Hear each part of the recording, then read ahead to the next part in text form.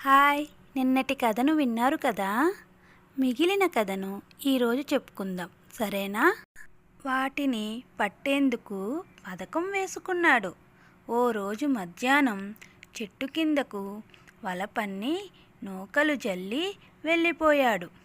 మరునాడు ఉదయం వేటగాడు వచ్చేసరికి వలలో పిచుక, నెమలి, కోకిల, చిలుక చిక్కుకొని ఉన్నాయి. అవి ఎంత గింజుకున్నా తప్పించుకోలేకపోయాయి. నెమలి ముందుగా ధైర్యం తెచ్చుకుని బోయివానితో ఇలా అంది: ఓ కరుణామయ, నేను చక్కని నృత్యంతో నీకు కనువిందు చేస్తాను. నన్ను కనికరించి ప్రాణభిక్ష పెట్టమంటూ వేడుకుంది. వేటగాడు వల నుంచి నెమలిని తప్పించగానే కోకిల